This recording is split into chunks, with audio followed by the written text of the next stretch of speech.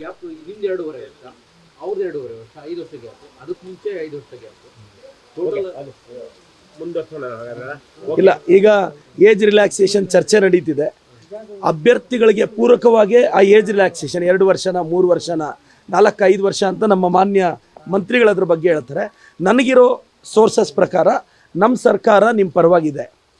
Fight ಮಾಡೋಣ sir. ಈಗ ಇನ್ನೂ ನಿಮಗೇನಾದರೂ ಸ್ಯಾಟಿಸ್ಫೈ ಆಗಿಲ್ಲ ಅಂದರೆ ನಾವು ಸರ್ಕಾರದ ಜೊತೆ ಮಾತಾಡೋಣ. ಸರ್, ಇನ್ನೊಂದು ಉದ್ಯೋಗ ಕೆಎ ಬೋರ್ಡ್ ಎಕ್ಸಾಮ್ ಮಾಡುತ್ತೆ, ಕೆಪಿಎಸ್ಸಿ ಎಕ್ಸಾಮ್ ಮಾಡುತ್ತೆ. ಕೆಪಿಎಸ್ಸಿ ಇದುವರೆಗೂ ಕೂಡ ಒಂದು ಸರಿಯಾದ ರೀತಿಯಲ್ಲಿ ಎಕ್ಸಾಮ್ ಕಂಡಕ್ಟ್ ಮಾಡಿ ರಿಸಲ್ಟ್ ಕೊಟ್ಟಿಲ್ಲ. ನಿಮಗೆ ಗೊತ್ತು ಅದೇ ವ್ಯವಸ್ಥೆ ಹೆಂಗಿದೆ ಅಂತೇಳಿ.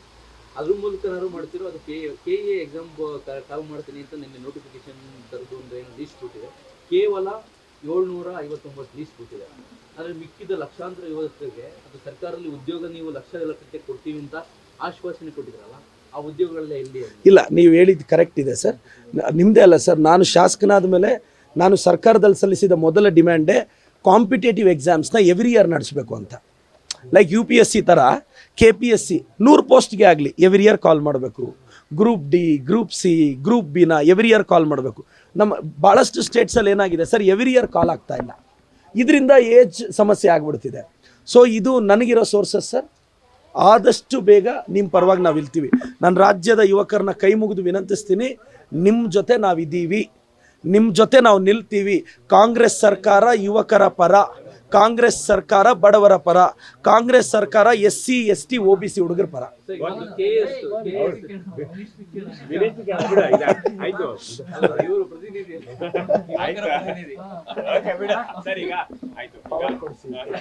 ಈಗ ಮತ್ತೊಂದು ಚರ್ಚೆ ಜಾತಿ ಗಣತಿ ಈಗ ಆಗಿದೆಯಲ್ಲ, ಒಂದು ವಾರದಿಂದ ಆಗಿದೆ, ಏನು ಕೂಡ ಪ್ರಯೋಜನಕ್ಕೆ ಆಗಿಲ್ಲ. ತಾಂತ್ರಿಕ ಸಮಸ್ಯೆ, OTP ಸಮಸ್ಯೆ, ಬೇರೆ ಬೇರೆ ಶಿಕ್ಷಕ ಕೊರತೆ ಎಲ್ಲ ಆಗಿದೆ. ಹೀಗಾಗಿ ಇದನ್ನೇ ಮುಂದೂಡಬೇಕು ಮತ್ತು ಪುನಃ ಮಾಡಬೇಕು ಅಂತ CT ರವಿ ಆಗ್ರಹಿಸ್ತಾ ಇದ್ದಾರೆ. ಇಷ್ಟುವರೆಗೆ ಏನು ರಿಜಿಸ್ಟರ್ ಆಗಿಲ್ಲ, ತಾಂತ್ರಿಕ ಸಮಸ್ಯೆಯಲ್ಲೇ ಜಾತಿ ಗಣತಿ ಆಗ್ತಾ ಇದೆ ಅಂತ CT ರವಿ ಸರ್, ಕರ್ನಾಟಕದಲ್ಲಿ ಭಾಳಷ್ಟು ಜನ ದಲಿತರು, SC STಗಳು, OBCಗಳು ಇದೆಯೋ ಸರ್. ನಮಗೆ ಜಾತಿ ಗಣತಿ ಬೇಕು ಸರ್. CT ರವಿ ಸರ್, ನೀವು ವೆಲ್ ಸೆಟಲ್ಡ್ ಫ್ಯಾಮಿಲಿ, ನಿಮಗೆ ಅದರ ಅವಶ್ಯಕತೆ ಇಲ್ಲ. ಜಾತಿ ಗಣತಿ ನಮ್ಮಂಥ OBC ಹುಡುಗರಿಗೆ ಬೇಕು ಸರ್. ಜಾತಿ ಗಣತಿ OBC ಸಮುದಾಯಗಳಿಗೆ ಬೇಕು ಸರ್. SC ST ಅವ್ರಿಗೆ ಬೇಕು ಸರ್. ನಮ್ಮ ಸೋಷಿಯಲ್ ಸ್ಟೇಟಸ್ ಏನು, ಎಜುಕೇಷನಲ್ ಸ್ಟೇಟಸ್ ಏನು, ಎಕನಾಮಿಕ್ ಸ್ಟೇಟಸ್ ಏನು ಅಂತ OBC ಅವ್ರಿಗೆ SC ST ಗೊತ್ತಾಗಬೇಕಾಗಿದೆ ಸರ್.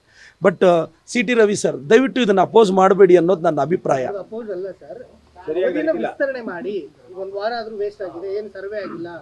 ಇಲ್ಲ, ಇದು ಖಂಡಿತವಾಗೂ CT ರವಿ ಸರ್ ಅದನ್ನು ವಿಸ್ತರಣೆ ಮಾಡಿ ಅಂತ ಕೇಳಿದ್ದಾರೆ.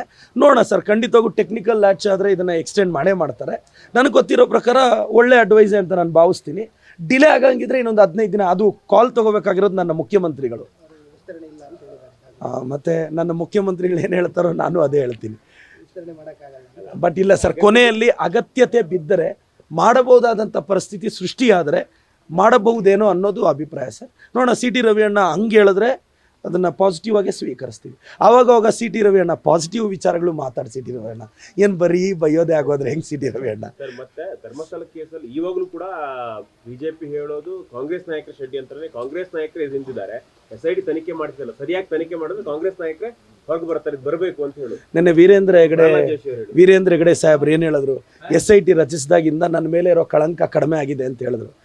ನೋಡಿ, ಇವತ್ತು ನಾವು ಒಂದು SIT ರಚಿಸಿದ್ದೀವಿ ಅಂದರೆ ಧರ್ಮಸ್ಥಳದ ಹಿಂದೂಗಳ ದೇವಾಲಯದ ಬಗ್ಗೆ ನಾವು ಆರಾಧಕರು ಸರ್. ನಾನು ಧರ್ಮಸ್ಥಳದ ಭಕ್ತ, ಮಂಜುನಾಥೇಶ್ವರನ ಭಕ್ತ, ನಾನು ಧರ್ಮಸ್ಥಳದ ಆರಾಧಕ. ಇವತ್ತು ಧರ್ಮಸ್ಥಳದ ಮೇಲೆ ಇರೋ ಆರೋಪಗಳು ಕಡಿಮೆ ಆಗ್ತಿದೆ, ಅದರ ಕಳಂಕ ಕಳಚ್ತಾ ಇದೆ ಅಂದರೆ ನಾವು SIT ರಚಿಸಿದ್ದಕ್ಕೆ ತಾನೆ. SIT ರಚಿಸಿದ್ದಾರು ನಮ್ಮ ಸರ್ಕಾರ ತಾನೆ, ಖಂಡಿತವಾಗೂ ಅಲ್ವಾ? ಅದನ್ನು ವೀರೇಂದ್ರ ಹೆಗಡೆ ಸಾಹೇಬರು ಸ್ವಾಗತನೂ ಮಾಡಿದ್ದಾರೆ ತಾನೆ. ಅಂದರೆ ಇವಾಗ ನಾವು ಹಿಂದೂ ದೇವಾಲಯಗಳ ಪರ ನಿಂತಿದ್ದೀವಿ ಸರ್. BJP ಅವರು ಬಾಯಿ ಪಡ್ಕೊಳ್ಳೋರು 4 ವರ್ಷ ಯಾಕೆ ಮಾಡಬಾರ್ದಾಗಿತ್ತು? ನೋಡಿ, ಧರ್ಮಸ್ಥಳದ ಮೇಲೆ ಇರೋ ಕಳಂಕ ಇವತ್ತು ಕಡಿಮೆ ಆಗಿದೆ ಅಂದರೆ ಅದು ಕಾಂಗ್ರೆಸ್ ಸರ್ಕಾರ ತೆಗೆದುಕೊಂಡಿರೋ ದಿಟ್ಟ ನಿರ್ಧಾರ, ನಾವು ರಚಿಸಿರುವ SIT. ಸರ್, SIT ತನಿಖೆಯಲ್ಲಿ ಆಚೆ ಬರಲಿ ಬಿಡಿ, ಯಾರಿದ್ರೂ ಆಚೆ ಬರ್ತಾರಲ್ಲ. ಸೊ ಧರ್ಮಸ್ಥಳ ನಮ್ಮ ಪವಿತ್ರವಾದ ದೇವಾಲಯ, ಧರ್ಮಸ್ಥಳ ಹಿಂದೂಗಳ ದೇವಾಲಯ, ಅದರ ನಂಬಿಕೆಯನ್ನು ಇಟ್ಟು ನಾವು ಮುನ್ನಡೀತಾ ಇರೋರು. ಸೊ ಶ್ರೀ ಮಂಜುನಾಥೇಶ್ವರ ಯಾರು ತಪ್ಪಿತಸ್ಥರಿದ್ರು ಆಚೆ ತೆಗಿತಾನೆ ಅನ್ನೋದು ನನ್ನ ನಂಬಿಕೆ.